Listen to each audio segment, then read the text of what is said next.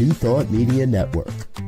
We are a global broadcast network of positive music, media, and entertainment, inspiring humanity's evolution along the journey of enlightenment and creating a world of love, peace, empowerment, and prosperity for all.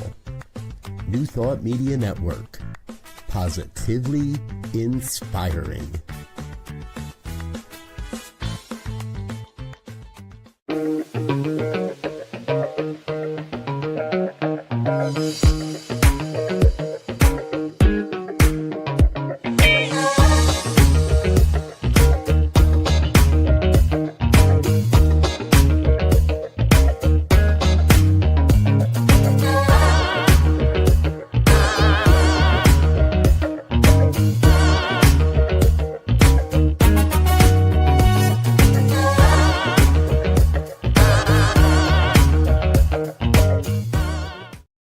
And hello again, dear ones. Dr. Robert Weedy over here. Rev Z right here. I guess I'm Rev J today. Yes. I like that. There we go. Rev J, also known as Reverend Dr. Jesse Jennings, all the way from Spring, Texas, in the Creative Life Center. Doctor, welcome aboard. How are you today? Doing just great. Great to be with you. Looking forward to this. Yeah, we've been having a great little conversation in the green room before all of this, folks. So get ready. You're going to have a good time. Hit the like, share, and subscribe buttons. Let your friends and family know what we're up to. So Reverend Dr. Jesse Jennings, I've done a little bit of background as far as bio, but we always like to let people introduce themselves to the audience. So what's the audience need to know about you to get us all started in this conversation, sir? I've been in this a while. I'm a native of New York City, and two elders in my family were members of Dr. Barker's church at Lincoln Center shortly, not too long before his retirement. So they were mostly students of Dr. Stuart Grayson, who became a mentor to me as well. I came to Houston a long time ago for the family. It's a long story, but the family kind of shot out of New York and went in all these different directions. So I wound up in Texas, where we had some other family as well. Down here, there was a study group that had just started, part of the then United Church of Religious Science. And it was that group that I attached myself to and took my basic classwork with and decided to become a practitioner with them, which I did in '83. And then there wasn't much, it being a small group, and by then it was a church, there wasn't a lot to do there for a practitioner. So a friend of mine and I said, why don't we start a study group on the other side of the city? It's a big city. So we did, and that turned into a church and later a center itself. And that's where I've been all this time. So 42 years at the same shingle, under the same shingle. And we chartered as a then church in '85, and I was ordained in '88. I took my training at the LA campus. There were only, I think there were 3 campuses at the time. It was fairly new to have regional campuses. And I think it was Seattle, Denver, and LA, I think were the 3 at that time. But anyway, it was in LA, and I commuted to LA for training and stuff. And so I've been there the whole time. And then I got involved I've always written, and on my trips to LA, one of the advantages at that time, our headquarters was in LA. And so I met everybody at headquarters.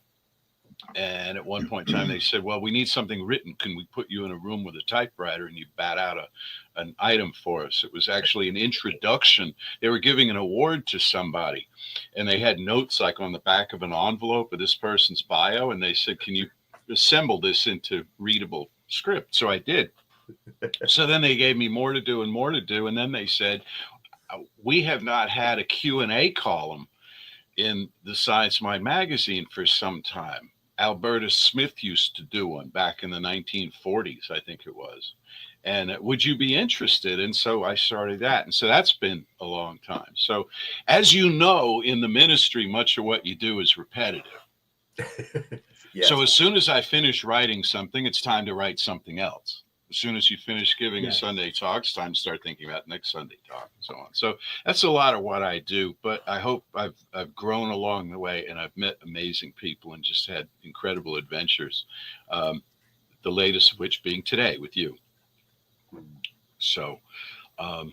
that's me in a nutshell. And when did you leave New York again? I left New York at When the did you end leave New of. York? I left New York in '71. Okay. I was in high Okay. school.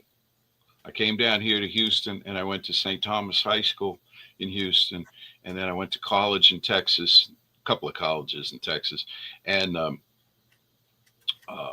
there was, as I say, my people at Lincoln Center. That was, you recall, there were two religious science organizations. That was one of the flagships of the RSI movement. Dr. Barker was president of RSI for a real long time. And they had a certain way of teaching things, and United had a certain way of teaching things, had more of a West Coast vibe to it. And it wasn't until recently that when the two groups got back together, and then when we had these classes launch on Zoom and so on, where you really were mingling the two populations, that we learned how much great work had been done by either organization independently of the other that we were now sharing. And so you get to debate in a lively and friendly way the merits of 5-step treatment versus 7-step treatment and that kind of thing. It is just a joy. It is just a joy. Now, I've been witness to some of those debates. So I obviously still have a little bit to learn because I didn't look at them as a joy. There were some of those debates that seemed to get a little ruckus from my perspective, but that's okay, right? That's the coming to each other. I think it's interesting. You mentioned like having come up in the educational curriculum that was particular to the United Church of Religious Science, and as did I, a little bit behind you, I would believe. And just recently, I was reminded of the old 10 core concepts, which, from my understanding, was a very, very united thing, and that's where it was. And there are, there's the what we believe, and now we have our global heart vision, and we have various aspects of it. And I remember very clearly that being taught that, yeah, there's this other organization, and they teach a lot like we do, but this is just how we do it, and this is what we do. So do this. And along the way, that kind of became, from my perspective, a little exclusionary. We often seem to discount some of our brethren of other organizations, and I've seen that change a lot over time. And it seems like you've had your pulse on all number of these organizations over the years, and I would imagine it's in part due to the work with the magazine. Yes. And being able to cross over from those one conversations to the other. I was in leadership with United Church for a period of time, for 5 years. 5 years I was on the United Church board, and I was chair of it for 2 terms. And that was during the time when the first conversation came up about merging the two groups. Reverend Lee Height stood up at one of our conventions and made a motion out of the blue to form a committee comprised of people from either organization to discuss what it would take to move forward with that. And the motion passed, and the parliamentarian fainted, and everybody lost their minds because we didn't know how we were going to do this, and we didn't know what RSI's response was going to be to it. And RSI brought it up at their convention, they approved it, and off we go. So next thing I know, I'm sitting in a hotel conference room with David Walker and Arlene Bump and significant individuals from leadership, longtime ministers in RSI, and then our own people. Margaret Stortz was there, and Sally Kennard was there, and we started talking. And the roadblock that we hit, and all of it, our hearts were all in the right place, and we knew it was what the people wanted. But the issue at that time was the pension fund. United had a pension fund, and RSI didn't, and RSI couldn't get their ministers, had they joined our organization, coming in from outside could not have gotten vested in our pension fund because of the way its constitution was written with the administrators and blah, blah, blah.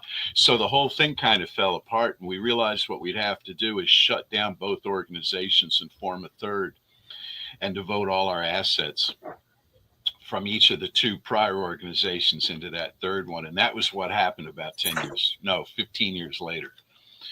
It took a while, and our pension fund went away. That was the major roadblock right there, was they just dismantled the United Pension Fund and everybody got a rollover into a 401k, and that seemed to settle it. But there was when I came into this, there was a lot of bad blood between the two organizations. And all of that began to heal as new generations of ministers came along. And I'll tell you, if you have time for this, I'll tell you a quick story about just how it was, which I couldn't have had this explained to me. I had to learn it experientially. So I went to, I'm going to say about 92, I went to an INTA, what did they call it, Congress in Tampa. And I go out to the pool one day, and I'm sitting there, and this guy about my age comes out, and he gets on the thing, bench thing next to me, and sunning ourselves at the pool. We get to talking. He's an RSI minister. We sat there and we talked for, I don't know, all afternoon, got sunburned, and made a pact that I would send him the United Church curriculum, the basic, which at that time was Science of Mind 1 and 2. We didn't have foundations and all this other array. Science of Mind 1 and 2. And he would send me the RSI curriculum, which was RSI, I think 1, 2, and 3. Religious Science 1, 2, and 3. I think 4 was their ministerial education. So we made this pact, right? So I get back to Houston, and a couple of weeks later comes this unmarked package in the mail. This was before 9/11, so you could send unmarked packages, no return address. This big package in the mail with this, open it, this 3-ring binders with all this curriculum. Meanwhile, I had packed up mine and sent it off to him, and I can't ever give the guy's name because he's still working. And I don't want to embarrass him, But I mean, it was like the Cold War. And if anybody had known about this, if anybody had found out that we had done this, we both would have been brought up on charges in our respective organizations. We could very well have been defrocked in 92. Isn't that crazy? 2 religious science ministers sharing curriculum, not even financial statements, right? Nothing secret, nothing inside, curriculum. But all of that began gradually to fade away and heal. And so now I say, yeah, we can have these conversations about the differences in treatment and stuff and have them as grown-ups. And look and see what works for you, what works for me, keep it at a philosophical remove where if nobody's invested in it, nobody has to be right. Well, that's interesting, especially given today's highly technological way of teaching, right? That, of course, wasn't back then, but now if that was there, the ability to drop into any organization's training, even if it's paid, I could pay for it, and look at the merits of them and come up with something that's congruent and that may be able to provide some insights that neither one of the two separately could do until they came together. And I think, from my understanding and heart, if you will, that was Ernest's thing, in that we stay open at the top. New information will always become available. And as it becomes available, we stick to principles and we start doing the puzzles to see where they fit in, if they fit in. And since there's only one, they always fit in. We just have to take time and be patient to figure it out. So I think that, that was a great model for what we're into right now. Exactly. One of the really impressive things to me about Ernest Holmes was that he learned from other people. He wasn't all full of himself. Like, I'm Ernest and I have it all figured out.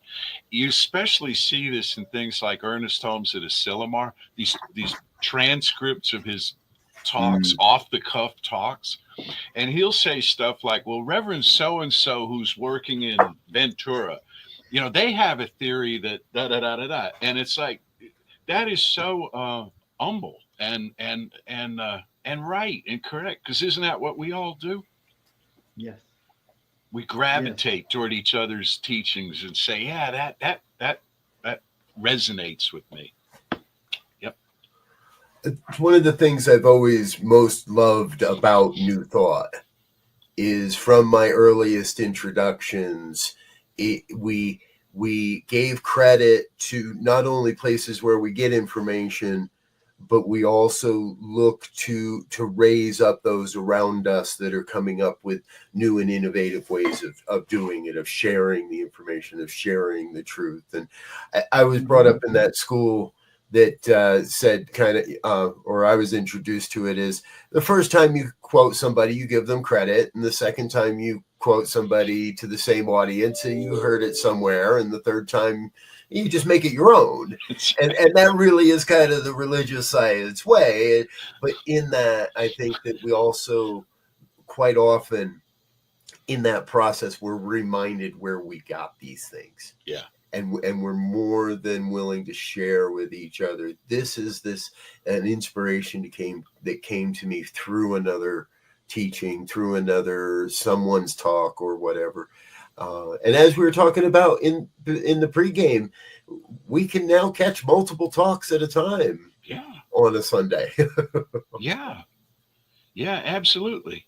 And you can listen to Neville Goddard, and you can listen to Alan Watts, and you can catch these people that, again, back in the day, you had to know somebody who knew somebody. It was like trading Grateful Dead tapes or something. It was all kind of underground, and you know, and now it's all out there.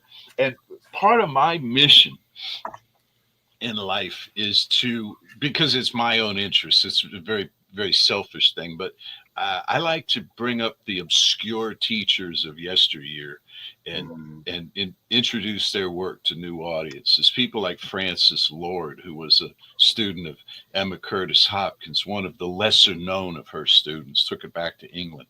I devoured her books. She taught in the Christian Science model, as several of them did, because Emma always considered herself, to her dying day, she considered herself a Christian Scientist.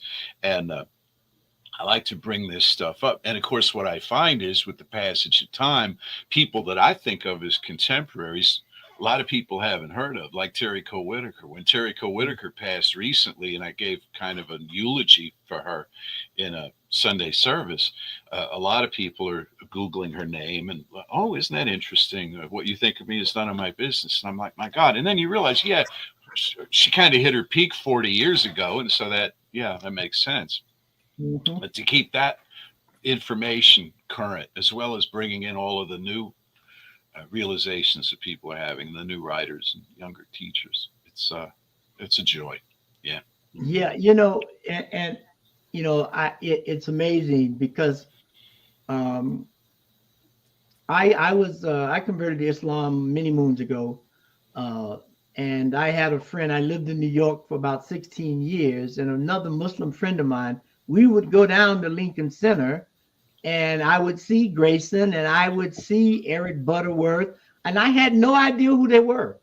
Yeah. My friend would take me down, and we enjoyed the conversation with the service and conversation with the practitioners and people there. So we would go quite frequently. But I had no idea of what it was. And before I left New York to come to Denver, he gave me a Science of Mind textbook. He had found it, and we were avid book exchangers. And he said, I read this. It's good, but it's not me. I think you might like it. I took it, put it on my shelf. And one day, reluctantly, as a lot of people will say, I went to Mile High Church. And I was very reluctant because I was still practicing Islam, traditionally at that point. And I came after a couple of times. I came after like the second time, I walked into my office, and the Science of Mind textbooks almost literally jumped off the shelf from the one that my friend had given me a few years ago. And since then, I was like, I was with these luminaries. And had no idea who I was. Yeah. Yeah, exactly right. It reminds me of his story, brother. My my grandparents, my maternal grandparents, all right, my maternal grandfather was murdered in 1934, leaving a widow and four daughters, the youngest of whom was my mother. This is 21 years before I'm born. My grandmother, grief stricken, set out on a spiritual quest. She was Danish. She was raised Lutheran, but she had no real spiritual grounding. And so she started going to spiritualist mediums and she started going to whoever. And this is in New York. And somebody said, there's a woman can help you. And there weren't a lot of female spiritual teachers out, pushed out in front, in those days, down at Steinway Hall. And so she went, my grandmother started attending these lectures with Florence Scovel Shinn. Had no idea who this woman was, but she came away feeling better every time. Years later, they find Lincoln Center. They find Barker and Grayson and all of this, and they realize that Florence Shinn is part of that family too. That her audience was chiefly women. It was chiefly about empowering women, but it was, of course, open to everyone. And she's like, my God, I wish I'd paid more close attention. Because I could have known all of this. I could have been doing affirmative work in my life for this intervening period of time, So yeah, we cross, and I love those kinds of stories. The people who meet up with, they don't realize. Gene Houston tells that one about, who is it, Teilhard de Chardin in Central Park, the old man who comes out and he's teaching her about nature. She said, I have no idea who he was. Yeah, I love that sort of thing. It's one mind. Yeah, one mind.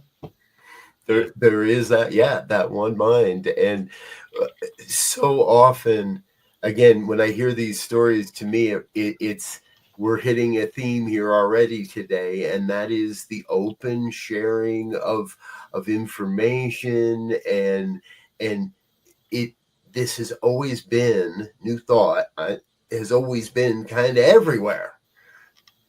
We didn't always see it that way. We didn't call it that. People didn't use that term for whatever reason. And the truth always finds a way to reveal itself to us. And for many, when we're ready, right? I don't want to say your mom wasn't ready. And I don't want to say that any of us weren't ready the first time we were introduced. And yet, I hear that as a theme amongst people, is sometimes it takes a couple times to hear it before you actually hear it. Exactly. Yeah, and that's the beauty of Ernest's teaching model: seed, soil, plant. Yeah. Different seeds take different amounts of time to germinate and bear fruit and so forth. So that model, I think, is just so profound because it covers all bases. That is so funny you bring that up. It's so great you bring it up, Elzia, because we were just last night in class, we were talking about that and the volunteer crop, and how yesterday's seeds that weren't expected, they didn't germinate, they didn't grow. Today they do, or this year they do. The field is laying fallow for a year and now it's sprouting up. And it's like, oh, now I need this. Yeah. That's where a lot of people find us, is in distress, when they start asking, is there a God? If there's a God, show yourself. And and something breaks, something changes in the atmosphere for them, and they gravitate. But I've admired your work. I've admired your work for a long time, because I know you've done some work on a subject that's near and dear to my heart, which is the Kabbalion and the seven teachings of the Kabbalion.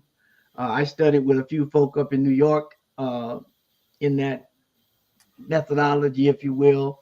And a question I have is, like, all of these types of metaphysical and deep teachings are rooted in a certain principled, philosophical, action-oriented thing. But today we have, I think, a lot of people gleaming on or globbing on, they'll use the words like affirmation or manifestation and use these in their works, but they're not fully grounded in the principles. And so people hear our philosophy and teachings, and they say, oh, I already know that. Oh, I know about manifestation. Oh, I know about this. And you know, I'm searching for a way to deal with that without being sarcastic and say, no, you don't. You know, that would be wrong. But Yeah. because you just read it 5 minutes ago and you're telling me now you understand it. How do you think, you know, some good ways to approach that? I don't know. Yeah, I'm reminded of what Einstein said. I want to know the mind of God. The rest is all details.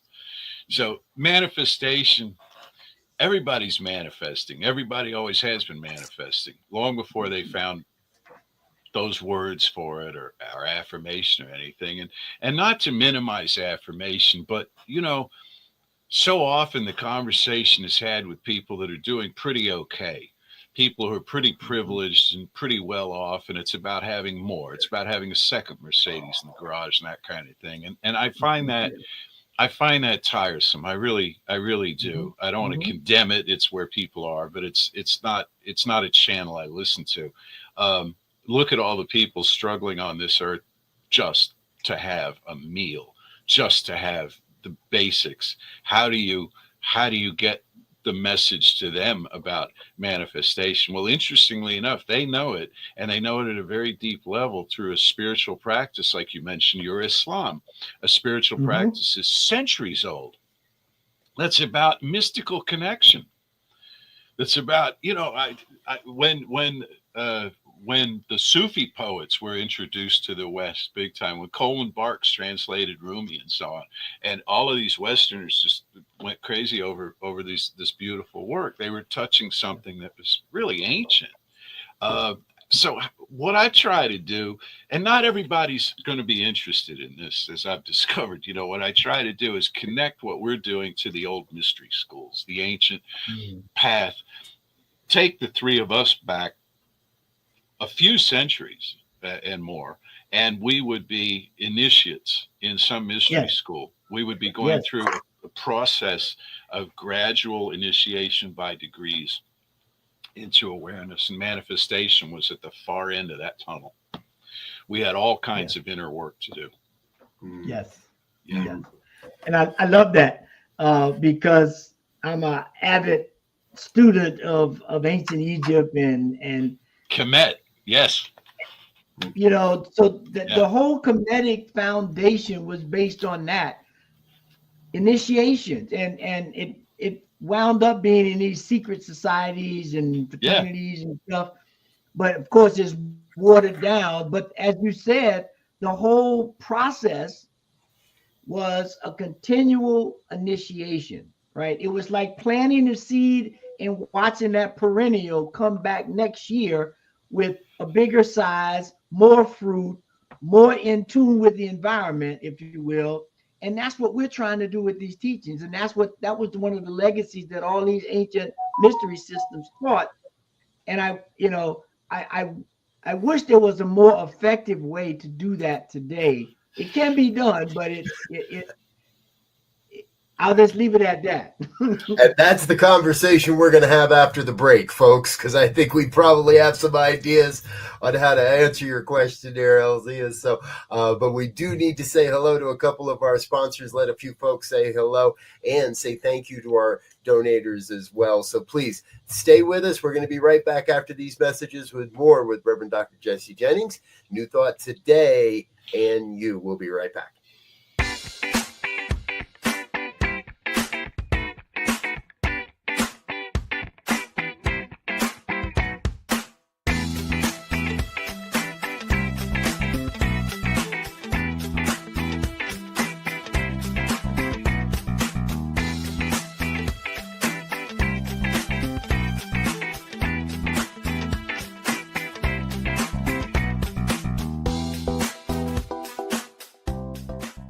Please help us say thank you to our organizational sponsors, including the Hefferland Foundation, Affiliated New Thought Network, International New Thought Alliance, Science of Mind Archives and Library Foundation, Center for Spiritual Living Denver, Center for Spiritual Living Midtown, New Thought, Philadelphia.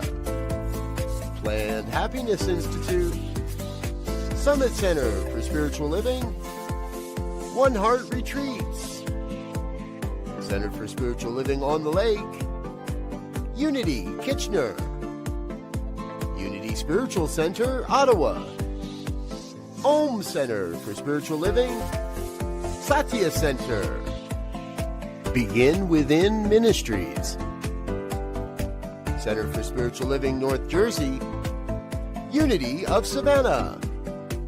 And the Center for Spiritual Living, Seattle, as well as all of our individual donors. Thank you for being part of the New Thought Media Network. Please like, share, and subscribe. New Thought Media Network, positively inspiring. And we're back with more of New Thought today here on the New Thought Media Network. Myself, Dr. Robert, my good co-host and dear friend, Rev Elzia Sekou, and our special guest today, Reverend Dr. Jesse Jennings, all the way from the Creative Life Center in Spring, Texas, correct? It's a suburb. Houston, yeah. And before the break, folks, we were just getting into the idea of what might a modern day mystery school actually look like, and specifically in this more technologically based age. And Dr. Jesse, I think you have some ideas on that. Well, some people have been doing it for a while in New Thought. Jean Houston comes to mind with her. She actually calls it the Mystery School. Then there's the Nine Gates School. Then there's the Philosophical Research Society, their work. I don't know exactly what it's called, but they have had online trainings and so on in the mystery tradition. One of the beauties of ancient Kemet was the understanding of the goddess figure called Ma'at. And Ma'at was this overarching, she wasn't like just a goddess in a pantheon of deities. She was this overarching reality that corresponds largely to our idea of the universal subconscious or universal subjective mind. And what people did, what the individuals would do in their spiritual practice, was try to align their thinking and particularly their behavior with what they thought Ma'at wanted for the benefit of the group. And I bring this up because New Thought has aimed itself at individual initiative so passionately, I guess you'd say, that you can cut yourself out from the herd. You can stand apart. You can be special. You can be wealthy. You can be powerful. You this and this. Whereas the ancient mystery schools were training you to be a pillar in the temple. They were training you to be a member of society that upheld the values of your culture, of your people, and we've gotten away from that. And you know who writes about this lately is David Alexander in his amazing book Freedom from Discord, where he talks about how Emerson's essay on self-reliance has been sort of twisted, mischaracterized to elevate the individual above the goods of the group, the good of the group. And so what we do about this, I don't know exactly. But I think that if you look at spiritual growth within yourself as a journey, you look at it as a heroic journey that has the stages and the steps that the heroic journey has always had throughout all different cultures. You notice where you are on that journey, and try to stay present in the work as you're going forward. You come into greater awareness. This is what I tell people about spiritual mind. I say you may not get what you want when you treat, but you'll know more of who you are. You can't help but if you stay awake, if you stay conscious, you know who you are. Yes. Yeah, no, I was just going to say, and you brought up that whole principle of Ma'at, right? Because Ma'at was many things, but truth, balance, and reciprocity was some of the attributes attributed to Ma'at, and that so aligns with our teachings in that the truth is everywhere, right? It's all is mental. There's one mind. We're steeped in this truth, right? But if we don't balance it, if we don't practice it, if we don't, make it embodied, as we say, then there's a reciprocity. Now we call reciprocity cause and effect, but we can give it many things. But in essence, I always say everybody walks around now with a thesaurus in their cell phone. So we got to start getting better words to do these teachings, so that more people can hone in on a specific thing. Because without those principles and without those initiates, the secret was not that no one, you had to be special to learn it. The secret was these are powerful tools, and you have to be in the right conscious level or right conscious mind, because they can be not, they can be a weapon as opposed to a gift. And That's so exactly right. I think we have to get back to that, especially for our young people, because they don't have any rites of passages that move them from one level of consciousness to another. We have some artificial ones, but and there, there's some puberty ones that are natural, but we don't even treat those right. We treat those shameful or whatever. We have to begin to get back, I think, to this natural way of teaching and observing, as you said, the world around us.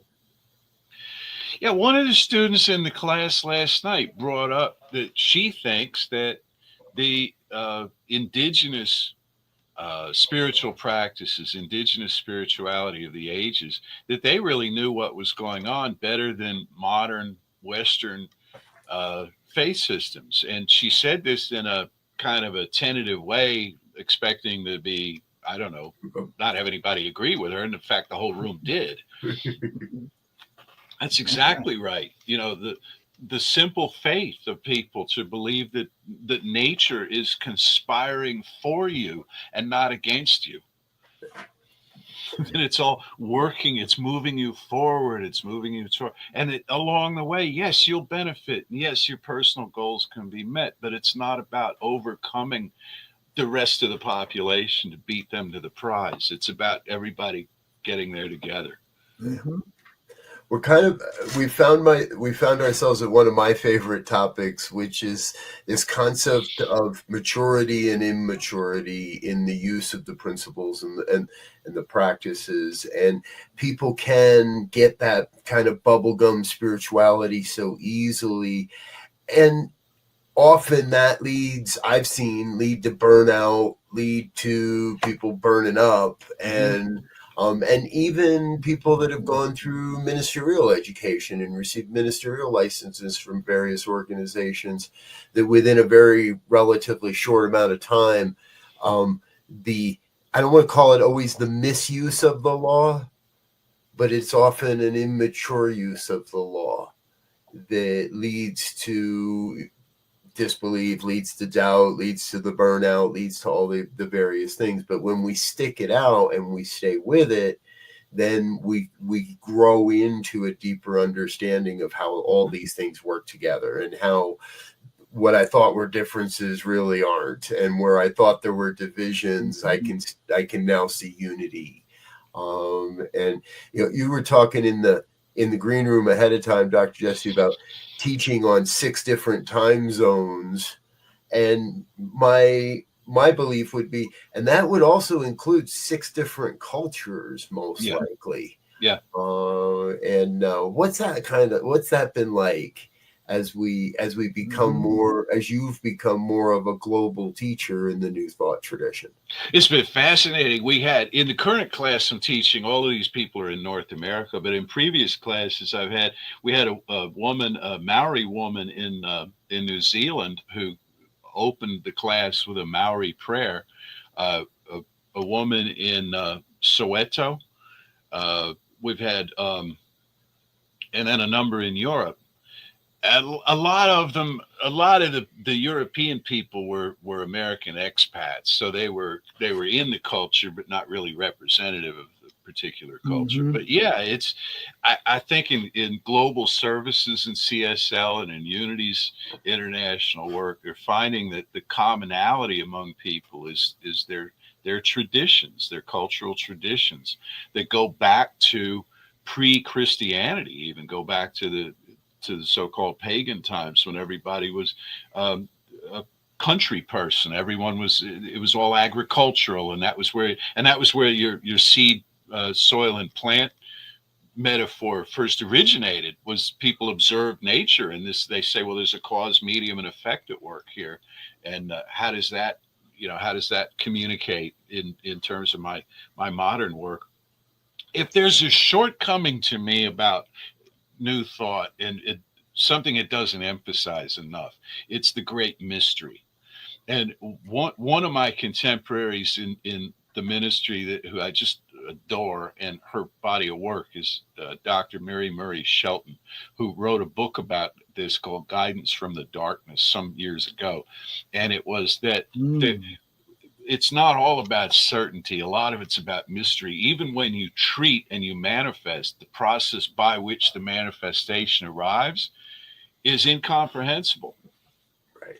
It goes out as, how did the three of us happen to meet up and be here today? How does anything occur? The job that you get, the person that you fall in love with, the house you live in, any of this, it's all cloaked in mystery.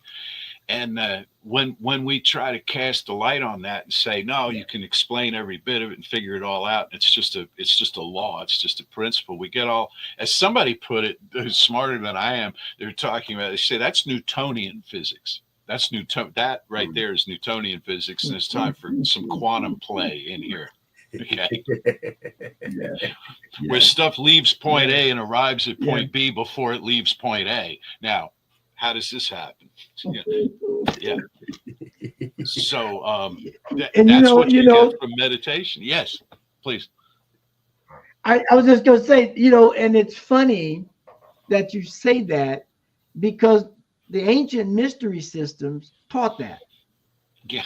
The whole Egyptian system of Ra coming forth by day and going into the underworld in the night, and this whole thing of Horus and the creation of Horus from remembering parts by Isis of Osiris, and all of these teachings put us in that mysterious place where we have to be observant.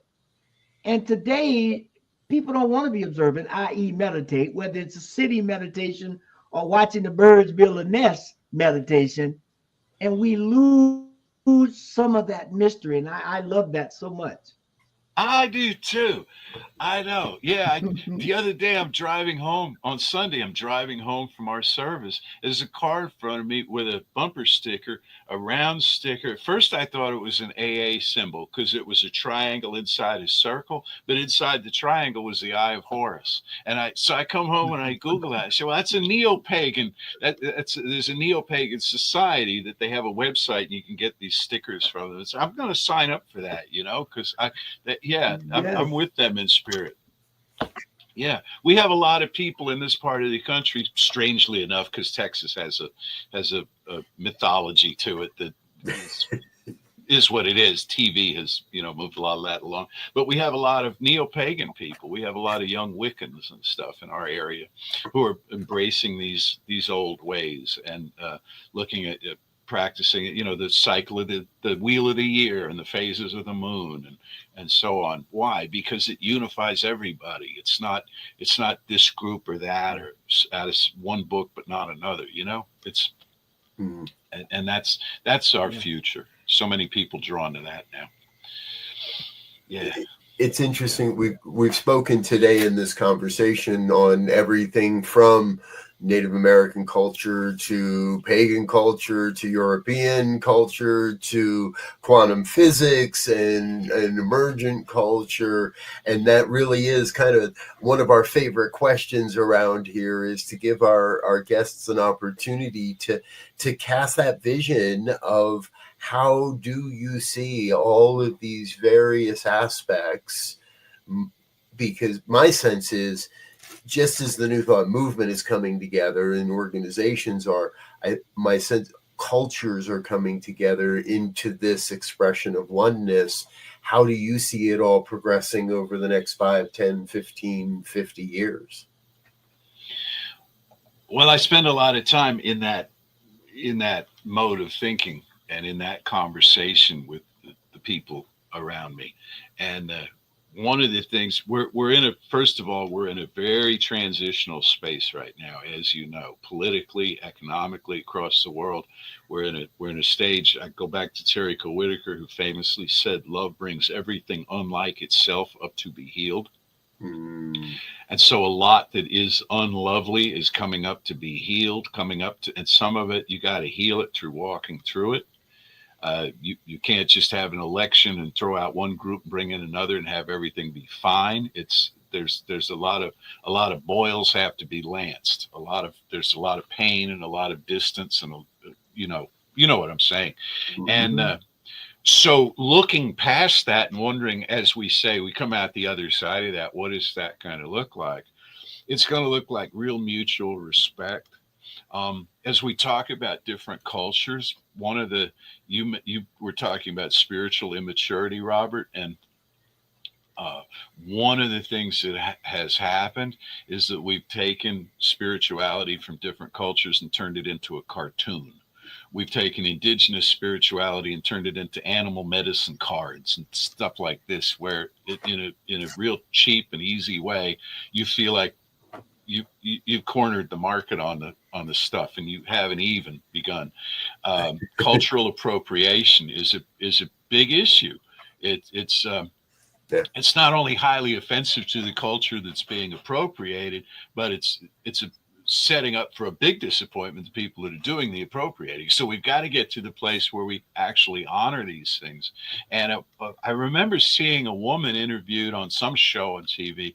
She was looking for a spiritual path. She was an American, a white American woman. And she decided that she wanted to find out what, I think it was the Cree Nation, what the Cree Nation was doing. She read some of their stuff. And so she went to some of their ceremonies and she participated to the point that they would allow, and she wanted to go further in their medicine training and stuff. And they said to her, where are you from? What's your ethnicity? And she said, well, I'm Scotch, Irish. She got some Celtic going on, They said, well, go there. Go back to your own people. Go back to your own people and see what they have. Because they have as deep a tradition as we have, but you're thinking they don't because you're bored with them, because you think you know them, because your relatives look like this and stuff. And you're looking for something exotic. And you're not going to get what you want by chasing that. Go back to your own, and so there's a lot to be said there, that whoever we are and wherever we're from, there's a deep tradition there that's well worth looking at, and that will prepare us to embrace other traditions honestly. Mm-hmm. Mm-hmm. Mm-hmm. Well, and it speaks to that whole idea of Ernest, of the golden thread of truth. Yeah. Right. Exactly. We're talking about universal principles that applied everywhere into everybody, that got shaped by the environment that they found themselves in. So the truth is there. It's just the ritual is a little different. The song is a little different. The dance is off to another beat. But they all go together when you understand what's going on. Exactly right. You remind me in this that we've seen in the past 5 years in the influencer world and creeping into the spiritual world, as well as the concept of building a tribe. Mm-hmm. And I'm not real big on the whole building a tribe piece, not just because of the appropriation piece, but if we look at it from a spiral dynamics, I don't want to go back to the unhealthy parts of the tribalism that in some ways maybe we have, because we're seeing some of it now in the world. Mm-hmm. Right. I'm always one of those guys. I'm looking for, how do we build what would be the equivalent in a respectful way from a higher degree of consciousness, from a higher perspective of consciousness, and not just saying, oh, let's become a tribe because it sounds good and it makes people feel kind of soft and cozy, but to actually embrace the best values from that stage in culture, that piece of culture, to the next stage of evolution which again, we're dancing on every day. Yeah. Yeah, I totally agree. The challenge with the tribal model, apart from the fact that it does co-opt a First Nations sensibility in just that term, is that it has an otherness implied in it. You're in or you're out. Right. And I think a much more fluid way of being in the world, just like we're seeing gender fluidity, to have ideological fluidity, where there's something in you that connects with every person, but it's not the same thing, and it's not the same person. You know what I mean? It's like there's we have different, just like we all have friends. We have silly friends. We have you and I have friends that we can't have deep conversations with. It just doesn't happen. It's the kind of people you go to the ball game with or whatever, right? And then you have your friends that if you're really in an existential crisis, you have a number that you call it. You have somebody that you sit down with, and they'll go deep with you. And then you got people you do business with, and then you've got people that you have all kinds of transactional things going on. All of these people are part of the one life for you, and to not exclude anybody from that is the key. But it takes spiritual maturity, and it takes self-healing, really. That's another thing which I know we don't have time for, but so many people are drawn to this teaching after trauma, and they're jumpy, they're nervous because they've been hurt. Yeah. And they've been hurt by people that look like people they see in the room, and what are they going to do about that? Well, they got to address it within themselves, with guidance, with help, and with hope to come out the other side of that and feel safe in the world. I can lecture all day. Any of us can, about how, well, everybody's all one and the universe is one whole system. But if you've been traumatized, that falls right off. Yeah. Yeah. You mentioned David Alexander earlier, and in his Substack post, I think yesterday or maybe today, and it's the second piece in a great series. Go read it, folks. Go read it. But he speaks to that point that we have to make sure everybody's safe before we can move forward. Mm-hmm. We have to make sure that those that have experienced the traumas know that they're safe, and to the best we can, they're not going to happen here. And we have to, so it's, to me, it's, you got to go to triage before you take if I learned anything from the MASH series as a kid, is that the triage scene always happens before the surgery scene. And before the resolution, we have to take care of those that aren't feeling safe or that have been traumatized. It's an important part. Yes, and we complicate matters when we introduce the word God and make this a religious thing. And this is another conversation. Is it a philosophy? Is it a religion? Is it a way of life? What should we emphasize here? Mm-hmm. When I say God, I see people flinch. Because they've had Bibles waved at them, and they've had so much shame poured on them as a result of that. Whereas when we talk about it as a spiritual psychology or something, those defenses don't go up. Yep. That sounds like a great invitation to have you back on again for another episode, another conversation, because we're almost at the end of our time, folks, and we're not going to get to that, but we do need to get to one more of our sponsors and let them say hello. We're going to take one more minute of your time with that, but then we'll be back with our final thoughts with Reverend Dr. Jesse Jennings here on New Thought Today. Stay with us. We'll be right back. Welcome to the Convention of the Americas 2025, Rising Together.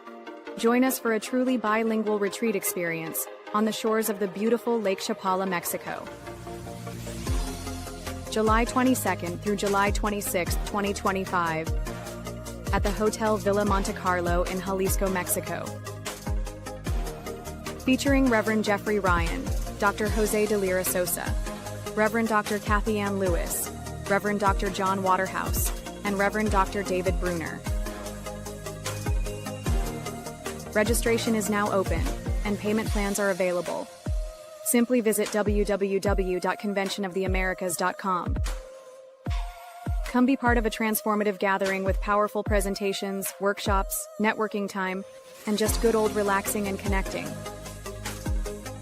Plus, you can learn more about the science of mind and how to live this powerful philosophy in your life. Transform your life at Convention of the Americas 2025, Rising Together. And we're back with more of New Thought today here on the New Thought Media Network. Our special guest today, Reverend Dr. Jesse Jennings. We've been having a great conversation. And if you're just joining us, well, you'll be able to play the replay real soon here. But if you've been watching all the way along, thank you so much for being with us. We're at that point where we get to share our final thoughts. And I'm going to kick that over to Rev Z to get us started. Yeah, I think the thought of the day is let's start living more in the mystery.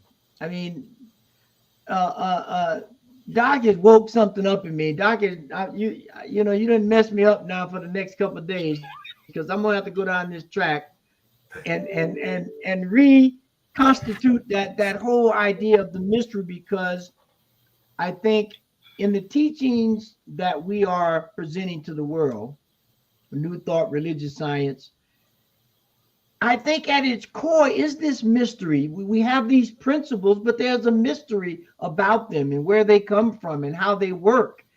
But when we can step in and be observant, as you were saying before, and really begin to see how nature substantiates these principles, then it takes a life of its own. So that my point would be step into the mystery. Beautiful. Right on. I'm with you. Yeah. Dr. Jesse, final thoughts. Yeah, the mystery has everything we seek in it. It has answers to questions we haven't even formed yet. It has supply to needs we haven't even presented yet. We limit ourselves when we think we know what's best for us, and that life is about achieving a particular goal and then defending it. Winning that hill, so to speak. It's there's a whole lot more. There's a whole lot more going on that needs us to be conscious, needs us to pay attention and live in the moment. And more than anything else, love. More than anything else, love. Yeah. Yes. The longer I stick around, the more it's about love. And for me in all this, it's about love, and it's about that vision. I hear it in what you're sharing in the mystery of for me, there's a deep sense of assurance that the vision will manifest, and I don't have to know the how, and I don't have to know the why, and I don't have to know the when, and I don't have to know the who, even, other than I can, not even me maybe, but I have this vision and a deep sense of assurance that we're, as a culture, as a humanity, as a planet, we're moving towards that vision of a world that truly works for all life. Absolutely. Yeah. Yep. Folks, it's been a lot of fun. I'm glad you've been here with us. Dr. Jesse, I do trust you'll be able to come back and join us again sometime. Absolutely. Be happy to. Thank Folks, you so much for having me. Oh, yeah. Folks, if you'd like to get in touch with Dr. Jesse, you can catch up on his website there, creativelife.org. And I believe you're still writing on this for the Science of Mind magazine. I am. And you can catch his writings there as well. What a rich and wonderful and powerful conversation. I am so grateful we got a chance to do this. So, and now I know we're going to get to do it again and again. So until next time, folks, plan to join us next week. Rev Z is not going to be off next week, I believe, right, Rev Z? You're off next week? Yep. But we do have Reverend Galen McDowell from the Universal Truth Center in Chicago coming with us from the Universal Foundation for Better Living. So everybody tune in for that next Tuesday. And I'll be in Chicago next Tuesday. Well, there we go. All right. We've got it going on in a number of ways. We're out of here for now, folks. Until next time, we wish you peace and richest blessings. Bye now.